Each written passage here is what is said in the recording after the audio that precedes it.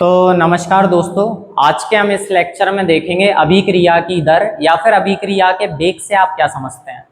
ये question UP board में काफी बार पूछा गया क्वेश्चन है। ठीक है, काफी इंपॉर्टेंट टॉपिक है। अगर ये समझ में नहीं आता है तो आने वाले टॉपिक का कोई मीनिंग नहीं है। ठीक है, तो काफी अच्छे तरीके से देखिए अभिक्रिया की दर या अभिक्रिया का वेग होता क्या है। जैसे अपन लोग देखो बचपन से एक फॉर्मूला पढ़ते हुए आ रहे हैं, क्या? चाल बराबर दूरी बटे समय। चाल बराबर दूरी बटे समय, ये वाला फॉर्मूला हम काफी टाइम से देखते हुए आ रहे हैं। तो हम लोग सबसे पहले इसके लिए फॉर्मूला बना ले रहे हैं इसी से, क्योंकि चाल वेग दर बात एक ही होती है। तो इसी फॉर्मूले के सहारे हम लोग इसके लिए एक फॉर्मूला बना ले रहे हैं, और जो फॉर्मूला बनाएंगे उसी से हम डेफिनेशन भी बना लेंगे।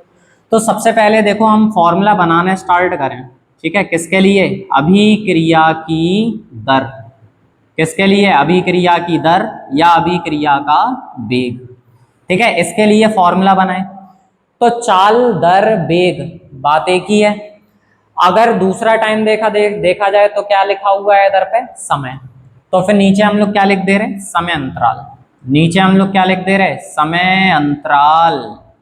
ठीक है, और ऊपर देखो क्या लिखा हुआ है? दूरी। तो कभी ऐसा देखा है रिएक्शन एक कंटेनर में हम लैब के अंदर करा रहे हैं, थोड़ी देर के बाद वो रोड पे होने लगी, कुछ समय के बाद 2 किलोमीटर दूर होने लगी, कुछ समय के बाद 4 किलोमीटर दूर होने लगी। ऐसा कभी देखते हो क्या? रिएक्शन में ऐसा नहीं होता है, यानी रिएक्शन में दूरी का कोई भी मीनिंग नहीं है। तो चाल का मतलब हो गया चलो वेग या दर से, समय का मतलब हो गया समय अंतराल से, दूरी दूरी परिवर्तित नहीं होती है। अभिक्रियाओं में क्या होता है? अभिकारक होता है और उत्पाद होता है। अभिकारक अभिक्रिया करते हैं, उत्पाद में बदलते हैं। अभिकारक की सांद्रता में परिवर्तन आता है, तो सेम उत्पाद की सांद्रता में भी क्या आएगा? परिवर्तन आएगा। ठीक है, समय के साथ साथ अभिकारक की सांद्रता कम होती है जबकि उत्पाद की सांद्रता बढ़ती है। तो इसमें होगा क्या? दूरी से तो कोई मतलब है नहीं, तो ऊपर हम लोग क्या लिखेंगे? अभिकारक लिखेंगे या उत्पाद लिखेंगे? अभिकारक या उत्पाद की क्या लिखेंगे? सांद्रता में होने वाला परिवर्तन। होने वाला परिवर्तन। ठीक है, ये हम लोग लिखेंगे। कोई परेशानी है क्या इसमें? अगर समय अंतराल अगर हम लोग देखो कितना कर दें? एक। एक का मतलब इकाई कर दें और एक से भाग कर दें, तो ऊपर वाला जो मान लिखा हुआ है वो क्या कहलाएगा? अभिक्रिया की दर। इसका मतलब अभिकारक या उत्पाद की सांद्रता में होने वाला परिवर्तन अभिक्रिया की दर कहलाता है। लेकिन कब कहलाता है? जब समय अंतराल कितना हो? इकाई। समय अंतराल जब हमारे पास में कितना हो? इकाई हो। तो क्या लिखेंगे? तो देखो लिखेंगे क्या, बात को जरा समझो।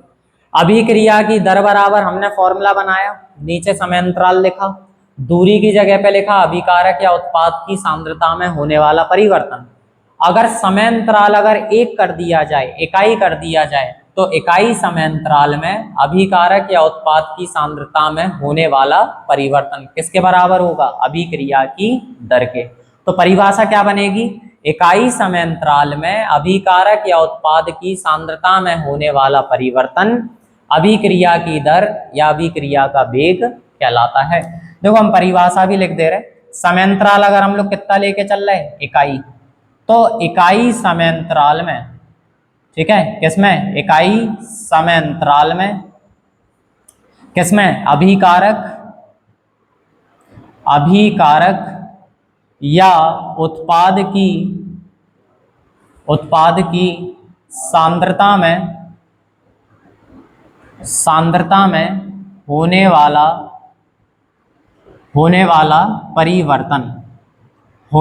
परिवर्तन क्या कहलाता है? अभिक्रिया की दर। होने वाला परिवर्तन अभिक्रिया की दर। ठीक है, अभिक्रिया की दर कहलाता है।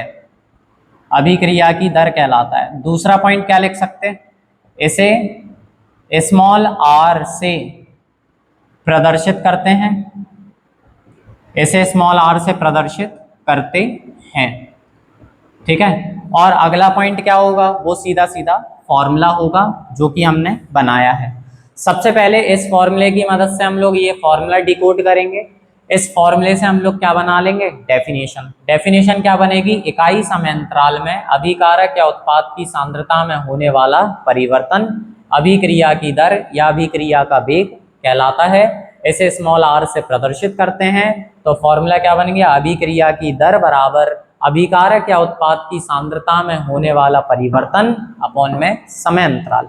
अगर हम लोग अभिक्रिया की दर को अगर अभिकारक के पदों में अलग से लिखें तो क्या लिखेंगे, अभिकारक की सांद्रता में होने वाला परिवर्तन।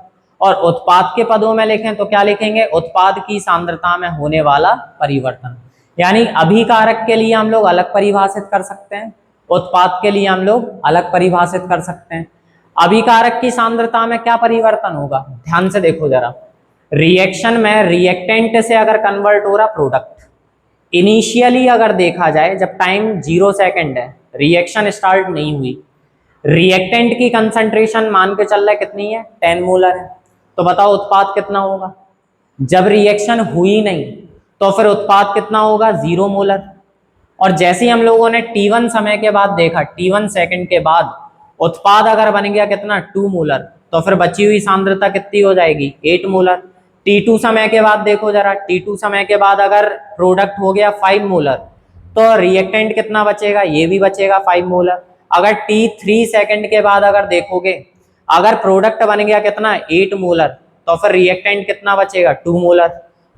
ऐसे ऐसे करके लगातार अभिकारक की सांद्रता क्या होती जाएगी, समय के साथ साथ कम होती चली जाएगी। देखो 10 से 8 हुई, 8 से 5, फिर 2 हो गई, ठीक है। और उत्पाद की सांद्रता भी क्या हो जाएगी, समय के साथ साथ बढ़ती हुई चली जाएगी। देखो 0 से 2 हुई, फिर 5 हुई, फिर 8 हुई। जैसे जैसे जैसे जैसे समय बीतता जाता है वैसे वैसे अभिकारक की सांद्रता लगातार कम होती चली जाती है, जबकि उत्पाद की सांद्रता लगातार समय के साथ साथ बढ़ती चली जाती है। तो अभिकारक की सांद्रता में क्या होती है, कमी, जबकि उत्पाद की सांद्रता में क्या होती है, वृद्धि, ठीक है। तो अगर इस फॉर्मूले के लिए अगर हम लोग एक रिएक्शन मान लें, माना अभिक्रिया, हम लोग एक रिएक्शन अगर कंसीडर करें, रिएक्टेंट से लेके कहां तक, प्रोडक्ट तक। और अगर अभिकारक के पदों में अगर अभिक्रिया की दर लिखें तो क्या लिखेंगे, देखो जरा ध्यान से। अभिकारक के लिए इधर पे हम क्या लिख दे रहे हैं, अभिकारक के लिए, तो क्या हो जाएगा बताओ जरा, अभिक्रिया की दर बराबर, लिखो जरा अभिकारक के लिए क्या लिखोगे, अभिकारक की सांद्रता में होने वाला परिवर्तन, लेकिन परिवर्तन क्या आएगा, कमी। तो फिर क्या लिख दे रहे हैं, अभिकारक की सांद्रता में, अभिकारक की सांद्रता में होने वाला परिवर्तन, यानी अभिकारक की सांद्रता में होने वाली कमी। और अपॉन में क्या आ जाएगा, समय अंतराल। अपॉन में क्या आ जाएगा, समय अंतराल। तो देखो इसे प्रदर्शित कैसे करेंगे, इसे व्यक्त कैसे करेंगे। इधर पे क्या लिखा हुआ है, अभिकारक, तो अभिकारक क्या है, R, तो लिख दे रहा है अभिकारक की सांद्रता, सांद्रता का मतलब ब्रैकेट में होने वाला परिवर्तन, परिवर्तन का मतलब डेल्टा, और अपॉन में क्या आ गया, समय अंतराल डेल्टा टी। लेकिन अभिकारक की सांद्रता में होने वाली क्या है, कमी, कमी के लिए हम लोग क्या लगा देंगे, माइनस, ठीक है। कमी के लिए हम लोग क्या लगा देंगे, माइनस, ठीक है। तो इस तरीके से हम लोग क्या करते हैं, अभिकारकों के लिए अभिक्रिया की दर को व्यक्त करते हैं। एक बार फिर से समझो जरा, अभिकारक यानी कि R की सांद्रता, सांद्रता का मतलब ब्रैकेट में होने वाला परिवर्तन, परिवर्तन का मतलब डेल्टा, अपॉन में समय अंतराल यानी कि डेल्टा टी। कमी आ रही इसलिए हम लोग क्या लगा देते हैं, माइनस। इसके लिए अगर ग्राफ बनाओगे, ग्राफ क्या बनाओगे, टाइम और कंसंट्रेशन के बीच में, टाइम और कंसंट्रेशन के बीच में अगर ग्राफ बनाओगे तो जिस पॉइंट पर समय कितना है, 0 सेकंड है, तो अभिकारकों की सांद्रता सबसे ज्यादा होगी, जबकि उत्पाद की सांद्रता 0 होगी। तो जैसे जैसे जैसे जैसे समय आगे बीतता चला जाएगा वैसे वैसे अभिकारकों की सांद्रता कम होती चली जाएगी। तो ग्राफ कहाँ की तरफ आएगा, नीचे की तरफ। अगर हम लोग उत्पाद के लिए लिखें, इधर देखें सभी लोग, अगर हम लोग लिखें किसके लिए, उत्पाद के लिए। और उत्पाद के लिए बताओ हम लोग क्या लिखेंगे, तो R बराबर अभिक्रिया की दर बराबर उत्पाद के लिए क्या लिखेंगे, उत्पाद की सांद्रता में होने वाली क्या कमी या फिर वृद्धि, तो होने वाली कमी या वृद्धि, बताओ क्या होना चाहिए, उत्पाद की सांद्रता में होने वाली वृद्धि। और अपॉन में क्या आ जाएगा यहाँ पे, समय अंतराल, अपॉन में क्या आ जाएगा, समय अंतराल। तो अभिक्रिया की दर बराबर उत्पाद यानी कि P की सांद्रता में, सांद्रता का मतलब ब्रैकेट में होने वाला परिवर्तन यानी कि डेल्टा, अपॉन में समय अंतराल यानी कि डेल्टा T। वृद्धि हो रही इसलिए हम लोग क्या लगा देंगे, प्लस लगा देंगे। ठीक है, हम लोग क्या लगा देंगे, प्लस। इसके बाद में अगर इसका ग्राफ देखोगे, समय यानी कि टाइम और सांद्रता यानी कि कंसंट्रेशन के बीच में, तो जिस समय पे समय 0 सेकंड है तो उत्पाद की सांद्रता भी कितनी होगी, 0 होगी। और जैसे जैसे जैसे जैसे समय आगे बढ़ता चला जाएगा वैसे वैसे उत्पाद की सांद्रता भी लगातार बढ़ती चली जाएगी। कोई प्रॉब्लम है क्या इसमें? मेन एक क्वेश्चन बनता है कि इधर पे हम लोग माइनस साइन क्यों यूज करते हैं। अब ये तो खैर कॉमन सी बात है कि कमी आएगी तो नेगेटिव होगी, लेकिन माइनस साइन क्यों लगाते हैं, और वृद्धि होगी तो कन्फर्म है बढ़ेगा, लेकिन पॉजिटिव साइन क्यों लगाते हैं, तो इसके पीछे का रीजन जरा ध्यान से जरा समझिए।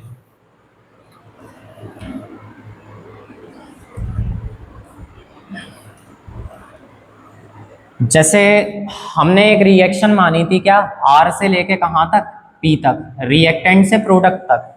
हमने क्या बताया था, इनिशियली अगर देखोगे तो रिएक्टेंट का कंसंट्रेशन कितना था, 10 मोलर, और प्रोडक्ट कितना था, 0 मोलर। जैसे T1 टाइम के बाद हमने देखा, T1 सेकंड के बाद प्रोडक्ट अगर बन गया 2 मोलर तो ये कितना बचेगा, 8 मोलर। अगर हम T2 टाइम के बाद देखेंगे, T2 टाइम के बाद, ठीक है, तो यहाँ पे कंसंट्रेशन मान के चल रहा है हो गया 4 मोलर, तो ये कितना हो जाएगा, ये बचेगा कितना, 10 में से 4 चला गया तो ये बचेगा कितना, 6 मोलर। T3 सेकंड के बाद अगर चेक करोगे, अगर सांद्रता मान के चलो ये हो गई 8 मोलर, तो सांद्रता कितनी बचेगी, 10 में से 8 चला गया तो ये बचेगी 2 मोलर। ऐसे ऐसे रिएक्शन आगे बढ़ती चली जाएगी। ठीक है, ग्राफ देखोगे तो ये T1 समय है, तो T1 समय पे जो अभिकारक की जो सांद्रता है वो कितनी होगी, यहाँ पे C1 होगी। ऐसे T2 अगर समय ले लिया जाए तो T2 समय पर क्या होगी, सांद्रता इसकी C2 होगी। और जैसे ही इसमें परिवर्तन निकालोगे तो परिवर्तन बताओ क्या आ जाएगा। देखो डेल्टा आर कैसे निकालेंगे, डेल्टा आर में देखो सांद्रता पहले T1 समय पे C1 है और T2 समय पे C2 है, तो परिवर्तन कैसे निकलेगा, C2 माइनस C1, क्या निकलेगा, C2 माइनस C1। और समय देखो T2 माइनस क्या निकालेंगे, T1, डेल्टा T कैसे निकलेगा, T2 माइनस T1 करके। और रिएक्टेंट के कंसंट्रेशन में चेंज कैसे निकलेगा, C2 माइनस C1 करके। और जब इस पूरे का डाटा निकालोगे तो C2 का मान ध्यान से देखो जरा, C1 के मान से कैसा है, छोटा, जबकि C1 का मान कैसा है, बड़ा। C2 का मान छोटा है, C1 का मान बड़ा है, तो C2 का मान छोटा है और C1 का मान बड़ा है, तो बड़ी वैल्यू किसकी हो जाएगी, माइनस वाली। तो ये पूरा का पूरा जो डाटा आएगा वो कैसा आएगा, नेगेटिव। तो अभिक्रिया की दर बताओ कैसी आएगी, नेगेटिव। और अभिक्रिया की दर या फिर वेग कभी भी नेगेटिव नहीं हो सकता है। तो इस नेगेटिव चार्ज को पॉजिटिव बनाने के लिए हम लोग पहले से ही कौन सा साइन यूज कर देते हैं, नेगेटिव। तो ये वाला जो नेगेटिव साइन है वो इस नेगेटिव साइन के साथ मिलकर कैसा हो जाता है, पॉजिटिव। जबकि इसमें देखोगे ग्राफिकली तो T1 समय पे सांद्रता कितनी है, इसकी मान के चल रहे C1 है, और T2 समय पे इसकी सांद्रता कितनी है, तो वो मान के चल रहा है C2 है। इसमें जरा डिफरेंस निकालो जरा, C2 minus C1 divide by T2 minus T1, ऐसे ही तो निकालेंगे। तो देखो C2 का मान ज्यादा है, C1 का कम है, C2 का मान ज्यादा है, C1 का कम है। ज्यादा में से कम माइनस करोगे तो फिर वैल्यू कैसी आएगी, पॉजिटिव।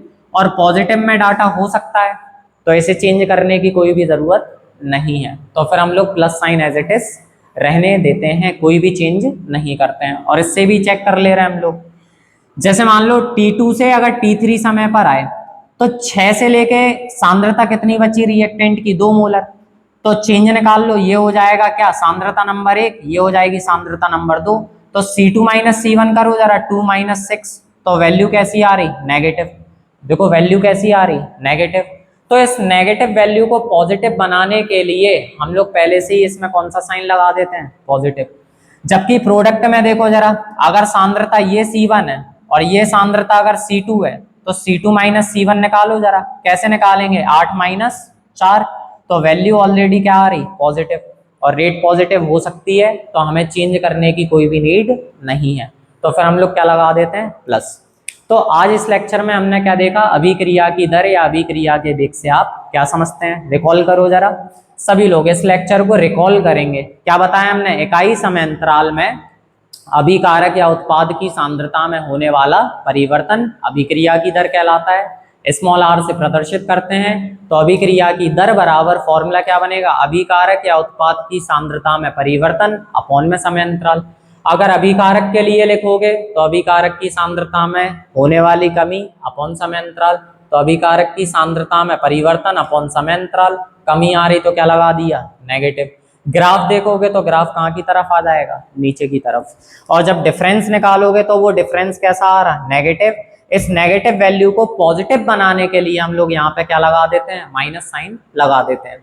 उत्पाद के लिए क्या लिखोगे, उत्पाद की सांद्रता में होने वाली वृद्धि अपॉन में समय अंतराल, उत्पाद की सांद्रता में क्या हो रहा, परिवर्तन अपॉन में समय अंतराल, वृद्धि हो रही इसलिए हम लोग क्या लगा देते हैं, प्लस। ग्राफ देखोगे तो प्रोडक्ट का ग्राफ 0 से बढ़कर ऊपर की तरफ आएगा, और जब डिफरेंस कैलकुलेट करोगे तो वो कैसा आएगा, पॉजिटिव, और इसे पॉजिटिव का पॉजिटिव रहने देंगे, चेंज करने की हमें कोई भी जरूरत नहीं है, तो फिर हम लोग कौन सा साइन लगाते हैं, पॉजिटिव साइन।